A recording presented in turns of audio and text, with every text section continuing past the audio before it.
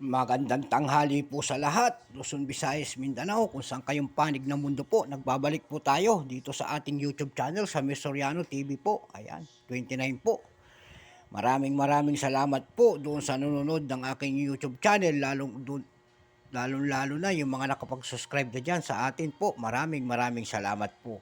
At doon naman po sa nanonood na hindi pa nakapag-subscribe, pwede naman po pakipindot ang ating notification bell. Ayan, subscribe po para mapadalan po kayo ang notification para pag-upload ko po ng mga latest po, ma-update po kayo about coins. Andito tayo ulit, Luzon, Visayas, Mindanao, kung saan kayong panig ng mundo po. Maraming salamat din po sa nanonood ng ating FB page po. Ayan. Maraming salamat po sa lahat, lalo ng ating mga collector dyan. Meron tayong pag-uusapang coins, about world coins na naman tayo, guys. At magandang tanghali po sa lahat. Mayroon tayong bulinggit dito. Ayan, 1987 po. 1 penny. Rare penny po. Ayan. 1 penny. Ayan po.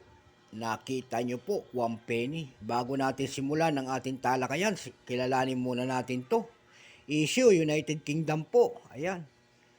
Queen Elizabeth II, 1952 hanggang 2022. Ayan po. Type, standard circulation coins. Value, 1 penny. Currency, pound sterling, 1971. Up to date po. Composition po, bronze. May bigat pong 3.56 mm. May haba pong 20.3 mm. May kapal pong 1.52 mm po. Ayan. Orientation po, middle alignment. Ayan. Number N-861. Reference number KM-135 po. Ayan. Dito po sa penny na ito, 1987 po. Ayan. Tatlong variety po ang ginawa nila rito. Kaya nakita nyo, may sulat po. United Kingdom. May sulat po. Yung common po nito, 83%. Ayan po. Mayroong tinatawag silang common, Bayusit. Ayan po, ang proof. May proof coin po pala ito. Ayan. So, tatlong klase ang inilabas sa year na ito. Yung 43% po, ang mintage po noon ay 499,946,000 piraso po. Yung Bayusit naman po ay 0%. Ayan. Ang inilabas po naman sa kanila na barya na yon ay 172,425 piraso po. Doon naman po sa proof niya ay 1.6%, 79,300 piraso po. Ayan. 314 piraso po. Ayan pala. Nilito na. Doon sa ating 1987 common po, mayroon ng selling price, appraisal price kung tawagin doon sa ating numista.com po. Yung extra fine niya ay 6 pesos lang. Ayan po. At saka almost uncirculated po ay 11 pesos. Doon naman sa Bayusit, kung tawagin nila 0.4% no appraisal price. Hanggang doon sa proof, wala po silang selling price. Ayan po, bukod tangi sa common. Ayan po. Ito, mahirap na rin maghanap kahit na ano nito, rare coin to.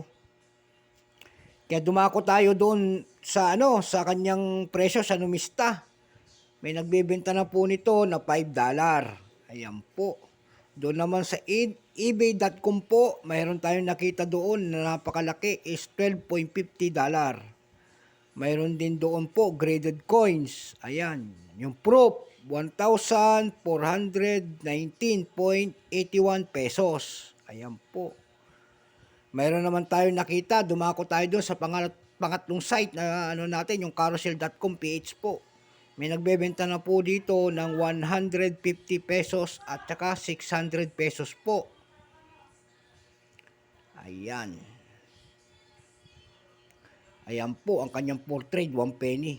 Kakaiba po yung kanyang portrait kaya sinabi yung rare. Ayan, ng mga penny po, hindi ganyan.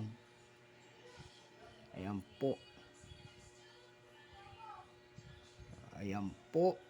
So hanggang dito na lamang po ang ating vlog. Naliwanagan sana kayo sa about coins na naman na to, na world coins. Ayun, 1 penny po.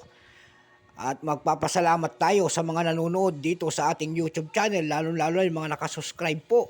Maraming salamat po. Kung gusto nyo po mga ganitong topic po, pakipindot naman po ang ating notification bell. Subscribe po para ma-update po kayo sa mga latest ko pang mga gagawin mga video po. Maraming salamat po, Luzon, Visayas, Mindanao, kung saan kayong panig ng mundo po. Bye-bye.